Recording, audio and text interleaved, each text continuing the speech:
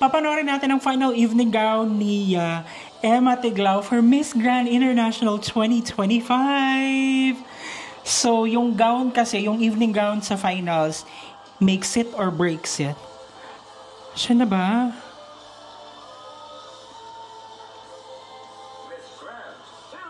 Wow! Ay, may pa-reveal. I love it. Wow! Hala, bawing-bawi. Rays of the sun.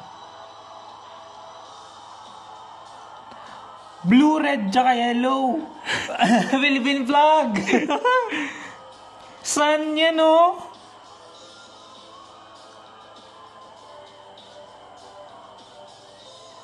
Wow. Ang ganda. Talagang kabog. Oh my gosh. Parang, ang ganda ng kulay. Pag natatamaan ng ilaw.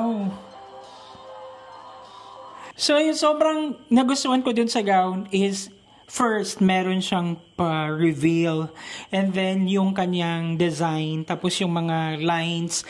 At least, kumbaga, na-enhance or kumbaga, na-compliment niya yung katawan ni Emma. Ganyan. So, talagang good job. Oo. Ako din, gustong-gusto ko yung kulay kasi para siyang sobrang, yung maraming levels na hindi lang siya flat na yellow, kumbaga.